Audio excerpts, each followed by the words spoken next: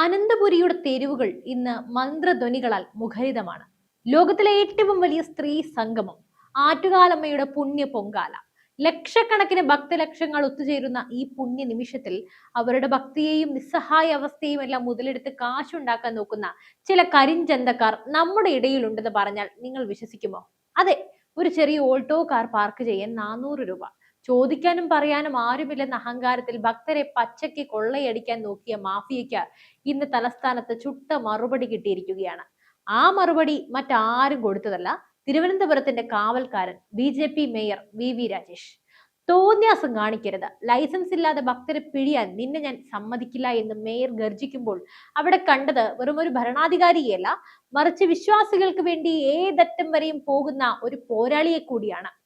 എന്നാൽ ഒരു വശത്ത് മേയർ ജനങ്ങൾക്കായി തെരുവിൽ ഇറങ്ങുമ്പോൾ മറുവശത്ത് പിണറായി സർക്കാരും ഇടതുമുന്നണിയും ഭക്തരോട് കാണിക്കുന്ന ക്രൂരത എന്താണ്? കുടിവെള്ളം പോലും നൽകാതെ ഭക്തരെ ശ്വാസം മുട്ടിക്കുന്ന ഈ സർക്കാരിന്റെ യഥാർത്ഥ മുഖം ഇന്ന് നമ്മൾ തുറന്നു കാട്ടുകയാണ്. വീഡിയോ മുഴുവനായും കാണുക, ഇത് ഓരോ വിശ്വാസിയും അറിഞ്ഞിരിക്കേണ്ട സത്യമാണ്. തിരുവനന്തപുരം കോർപ്പറേഷൻ പരിധിയിൽ ആറ്റുകാൽ ക്ഷേത്രത്തിന് സമീപമുള്ള ഒരു സ്വകാര്യ വ്യക്തിയുടെ സ്ഥലത്താണ് ഈ നാണം കെട്ട കൊള്ള നടന്നത്. പൊങ്കാലയുടെ തലേ ദിവസം തന്നെ ഭക്തർ വാഹനങ്ങളുമായി എത്തിത്തുടങ്ങും. പാർക്കിംഗ് സൗകര്യം കുറവായതുകൊണ്ട് കിട്ടുന്ന സ്ഥലത്ത് വണ്ടി പാർക്ക് ചെയ്യാൻ ഭക്തർ നിർബന്ധിതരാകും. ഈ സാഹചര്യം മുതലെടുത്താണ് ഒരു വ്യക്തി തനിക്കുണ്ടായിരുന്ന സ്ഥലം പാർക്കിംഗ് ഗ്രൗണ്ടാക്കി മാറ്റിയത്. പക്ഷെ അവിടെ ഈടാക്കിയ തുക കേട്ടാൽ ഏതൊരു സാധാരണക്കാരന്റെയും നെഞ്ചു പിടയും. സാധാരണയായി 20ഓ 30ഓ ഈടാക്കേണ്ട സ്ഥാനത്ത് ഒരു ചെറിയ കാറിന് 400 രൂപ, വലിയ വണ്ടികൾക്കും ടാക്സി കാറുകൾക്കും അതിലും വലിയ തുക. നഗരസഭയുടെ യാതൊരു വിധത്തിലുള്ള അനുമതിയോ ലൈസൻസോ ഇല്ലാതെയാണ് ഈ തട്ടിപ്പ് നടന്നത്. ഭക്തർ പലരും പ്രതികരിക്കാൻ ഭയന്ന് പണം നൽകി. എന്നാൽ ഈ വിവരം BJP പ്രവർത്തകർ വഴി മേയറുടെ ശ്രദ്ധയിൽപ്പെട്ടതോടെ കാര്യങ്ങൾ മാറി മറിഞ്ഞു. യാതൊരു മുന്നറിയിപ്പും ഇല്ലാതെ മേയർ VV രാജേഷ് നേരിട്ട് സ്ഥലത്തെത്തി. അവിടെ അദ്ദേഹം കണ്ടത് ഭക്തരെ തടഞ്ഞു നിർത്തി ഗുണ്ടായിസം കാണിക്കുന്ന കാഴ്ചയായിരുന്നു. മേയർ വണ്ടിയിൽ നിന്നിറങ്ങി നേരെ ചെന്നത് ഈ കൊള്ള നടത്തുന്ന വ്യക്തിയുടെ അടുത്തേക്കാണ്. അവിടെ നടന്ന സംഭാഷണം ഓരോ മലയാളിയും കേൾക്കേണ്ടതാണ്. നിങ്ങൾക്കിതിന് ലൈസൻസ് ഉണ്ടോ? മേയറുടെ ഈ ചോദ്യത്തിന് മുന്നിൽ അയാൾ പതറി. ഒരു ഓൾട്ടോക്കാരന് 400 രൂപ വാങ്ങാൻ നിങ്ങൾക്ക് നാണമില്ലേ? ഇത് ഭക്തരോടുള്ള ക്രൂരതയാണ്. ഇത് നിങ്ങളുടെ വീട്ടിലെ കാര്യമല്ല, ഒരു നഗരസഭയുടെ നിയമങ്ങളുണ്ട്. തോന്നിയാസം കാണിക്കാൻ ഇത് വെള്ളരിക്കാപ്പട്ടണമല്ല. മേയറുടെ ഈ വാക്കുകൾ അവിടെ കൂടി നിന്ന ഭക്തർക്ക് നൽകിയ ആശ്വാസം ചെറുതല്ല. ലൈസൻസ് ഇല്ലാതെ ഭക്തരെ കൊള്ളയടിച്ചാൽ കർശന നടപടി ഉണ്ടാകുമെന്ന് അദ്ദേഹം അവിടെ വെച്ച് തന്നെ പ്രഖ്യാപിച്ചു. പോലീസ് ഉദ്യോഗസ്ഥരോട് ഉടൻ നടപടിയെടുക്കാൻ നിർദ്ദേശിച്ചു.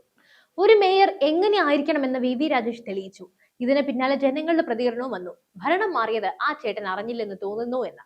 വിശ്വാസികൾക്ക് കാവലാകുന്ന ഒരു ഭരണാധികാരി. സോഷ്യൽ മീഡിയയിൽ ഈ ദൃശ്യങ്ങൾ പ്രചരിച്ചതോടെ മേയർക്ക് അഭിനന്ദന പ്രവാഹമാണ്. തിരുവനന്തപുരത്തിന് അഭിമാനമാണ് VV രാജേഷ് എന്നാണ് ജനങ്ങൾ ഒരേ സ്വരത്തിൽ പറയുന്നത്. ഇനി നമുക്ക് ആ നാണക്കേടിന്റെ മറുവശത്തേക്ക് വരാം. മേയർ ഒറ്റയ്ക്ക് നിന്ന് പോരാടുമ്പോൾ സംസ്ഥാനം ഭരിക്കുന്ന പിണറായി സർക്കാർ എവിടെയാണ്? ലക്ഷക്കണക്കിന് സ്ത്രീകൾ ഒത്തുകൂടുന്ന ഈ ചടങ്ങിൽ അവർക്ക് ആവശ്യമായി കുടിവെള്ളം പോലും നൽകാൻ സർക്കാരിന് കഴിഞ്ഞിട്ടില്ല. ഇതങ്ങേയറ്റം പ്രതിഷേധാർഹമാണ്. പൊങ്കാലയോടനുബന്ധിച്ച് പൈപ്പുകൾ വഴി തടസ്സമില്ലാതെ വെള്ളം എത്തിക്കുമെന്ന് പ്രഖ്യാപിച്ച സർക്കാർ ഭക്തരെ വഞ്ചിച്ചു. പലയിടങ്ങളിലും പൈപ്പ് പൊട്ടിക്കിടക്കുന്നു. പൊങ്കാല അടുപ്പുകളിൽ വെള്ളം ഒഴിക്കാൻ പോലും വിശ്വാസികൾ നെട്ടോട്ടമോടുകയാണ്. ശബരിമലയായാലും ആറ്റുകാലിലായാലും ഹൈന്ദവ വിശ്വാസികൾ ഒത്തുചേരുന്ന ഇടങ്ങളിൽ കടുത്ത നിയന്ത്രണങ്ങളും അസൗകര്യങ്ങളും അടിച്ചേൽപ്പിക്കുക എന്നത് ഈ സർക്കാരിന്റെ നയമായി മാറിയിരിക്കുന്നു.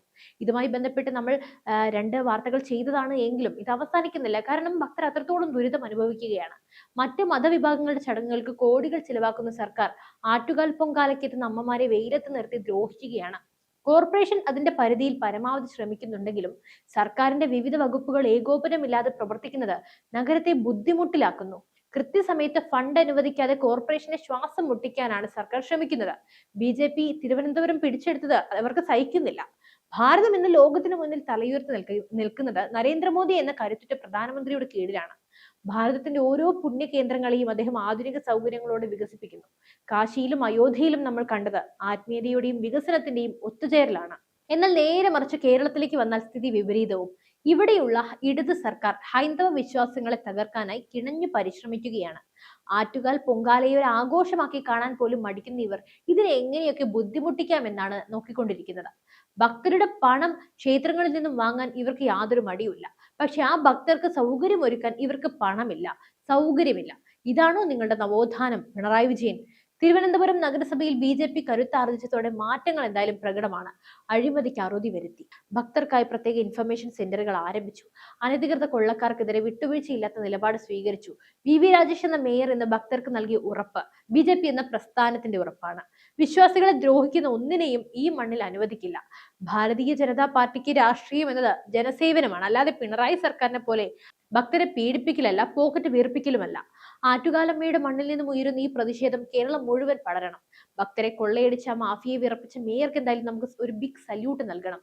ആറ്റുകാലമ്മയുടെ സന്നിധിയിൽ എന്തായാലും ഇന്ന് നമ്മൾ കണ്ടത് വെറും ഒരു പാർക്കിംഗ് തർക്കം മാത്രമല്ല, അത് കാലങ്ങളായി കേരളത്തിലെ ഹൈന്ദവ വിശ്വാസികൾ നേരിടുന്ന അവഗണനയുടെയും ചൂഷണത്തിന്റെയും ഒരു ചെറിയ ഉദാഹരണം മാത്രമാണ്. ഒരു വശത്ത് ഭക്തരെ പച്ചയ്ക്ക് കൊള്ളയടിക്കാൻ ലൈസൻസ് ഇല്ലാതെ മാഫിയകൾക്ക് മൗനാനുവാദം നൽകുന്ന സംവിധാനങ്ങൾ, മറുവശത്ത് ഭക്തർക്ക് കുടിവെള്ളം പോലും നൽകാതെ അവരെ ശ്വാസം മുട്ടിക്കുന്ന പിണറായി സർക്കാർ. എത്ര കാലം ഈ വഞ്ചന നമ്മൾ സഹിക്കണം? കോടാനുകോടി രൂപയാണ് ഓരോ വർഷവും കേരളത്തിലെ ക്ഷേത്രങ്ങളിൽ നിന്നും ഭക്തരിൽ നിന്നും സർക്കാർ ഖജനാവിലേക്ക് ഒഴുകുന്നത്. എന്നാൽ ആ പണം എങ്ങോട്ടാണ് പോകുന്നത്? ആറ്റുകാലിലെ അമ്മമാർക്ക് ഒരു തുള്ളി വെള്ളം നൽകാൻ പണമില്ലേ? ശബരിമലയിലെ അയ്യപ്പന്മാർക്ക് അടിസ്ഥാന സൗകര്യം ഒരുക്കാൻ സർക്കാരിന്റെ കയ്യിൽ ഫണ്ടില്ലേ? കൊള്ളയടിക്കാൻ മാത്രമേ നിങ്ങൾക്ക് ഉത്സാഹമുള്ളൂ. പക്ഷെ ഹെലികോപ്റ്റർ പറത്താനും വിദേശ യാത്രകൾക്കും പാർട്ടി ആഘോഷങ്ങൾക്കും ഇവിടെ പണത്തിന് ഒരു കുറവുമില്ല. ഇതാണോ നിങ്ങൾ പറയുന്ന ജനകീയ ഭരണം?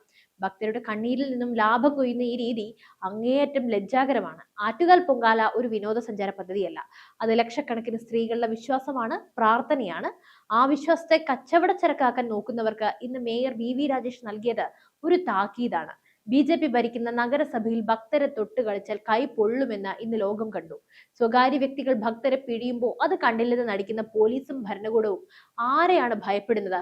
അതോ ഈ കൊള്ളപ്പണത്തിൽ സർക്കാരിലെ ചിലർക്കും പങ്കുണ്ടോ എന്ന് ജനം സംശയിച്ചാൽ അവരെ കുറ്റം പറയാനാകില്ലല്ലോ. ഭക്തരുടെ അവകാശം സംരക്ഷിക്കാൻ ഇവിടെ ഒരു മേയർ ഉണ്ടായതുകൊണ്ട് മാത്രം ഇന്ന് പലരും രക്ഷപ്പെട്ടു. ഭാരതത്തിന്റെ പൈതൃകത്തെ തകർക്കാൻ നോക്കുന്ന ഇടതുപക്ഷ ബുദ്ധിജീവികൾ ഒന്നോർക്കുക, ഈ മണ്ണിൽ വിശ്വാസമാണ് അവസാന വാക്ക്. നരേന്ദ്രമോദി ഭാരതത്തെ ആത്മീയമായി ഉണർത്തുമ്പോൾ കേരളത്തെ മാത്രം ഇരുട്ടിലേക്ക് നയിക്കാൻ നോക്കുന്ന പിണറായി വിജയന്റെ കളി ഇനി നടക്കില്ല.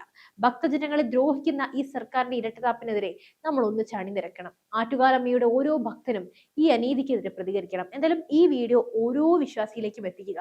നമ്മുടെ അവകാശങ്ങൾ എന്തായാലും നമ്മൾ ചോദിച്ചു വാങ്ങിയല്ലേ തീരും. മേയർ VV രാജേഷിന്റെ ഈ വിട്ടുവീഴ്ചയില്ലാത്ത പോരാട്ടത്തിന് തീർച്ചയായും പൂർണ്ണ പിന്തുണയാണ് നൽകുന്നത്. എന്തായാലും നിങ്ങളുടെ അഭിപ്രായങ്ങൾ താഴെ കമന്റ് ചെയ്യൂ. മറ്റു വാർത്തയും വിഷയമായി വീണ്ടും എത്തും വരെ നന്ദി.